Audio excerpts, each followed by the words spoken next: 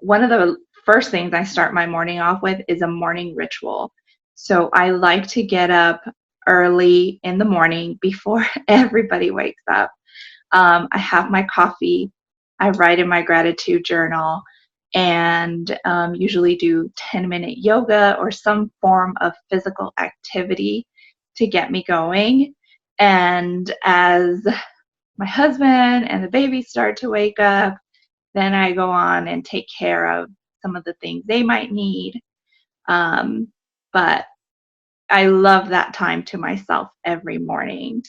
Um, After we do some family activities like breakfast or figuring out what our day is going to be with my husband and the baby, we usually break up our day into who's going to do some business activities for that day. So usually I take the morning time and the hubby will take the evening or afternoon time to do business activities. That way we each kind of get a break from taking care of our 2-year-old who has officially started his terrible twos.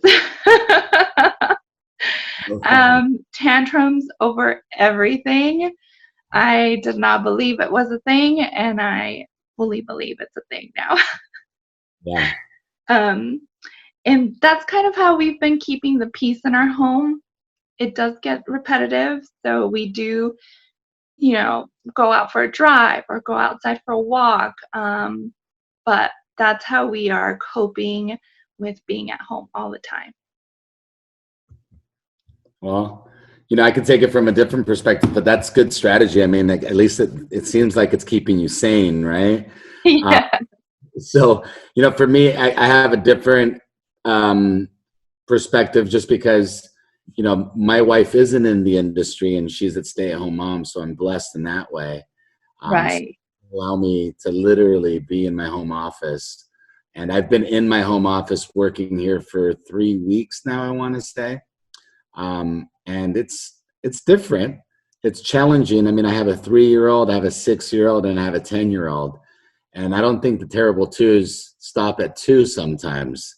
Don't You tell me that. you don't have that to look forward to, right? But right now, it's good. You outnumber the kid, right? We're outnumbered by the kid. So for me, my rituals in the morning is, just going out in the morning and trying to just engage with the family because I know I'm going to be stuck in the home office for the rest of the day.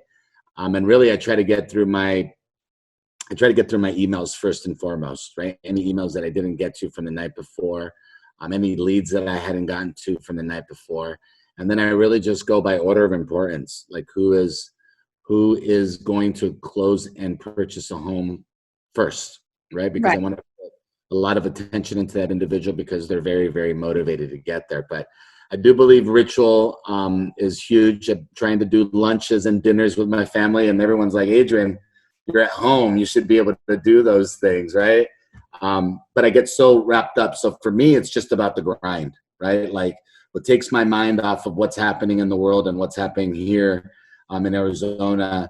I just focus on work and I just grind. If I don't have someone to call, I find someone to call, right? Right. So the thing at Nova, if the phone rings, pick it up. If the phone doesn't ring, pick it up, right? So I think right now it's really apparent that the way we're going to separate ourselves as real estate agents and as lenders is adding value to our individual partnerships that we have.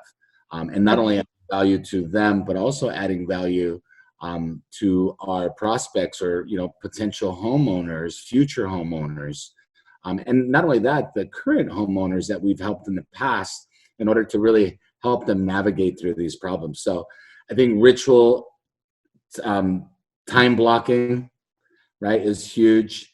And then sprinkling in some family because these kids don't know what's going on. They're used to not having or being at home for so long. So they're probably getting some effects of cabin fever. So trying to chill them out and letting them understand that everything's good. And we're doing all of this just to protect, our community and our country as a whole, Yeah, so, definitely. They are our first priority is to take care of our kids and making sure they're safe.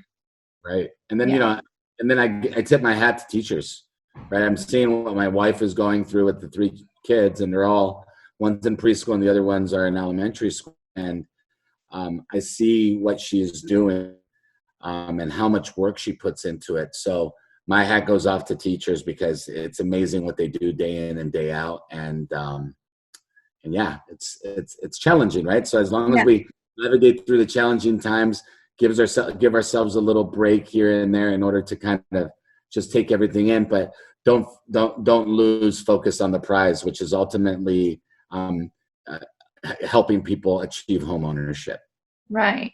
I found a new appreciation for my daycare provider because I see how much work she gives, how much time and energy goes into occupying a little child for so many hours a day. So when we go back to her, we are definitely going to show our appreciation somehow.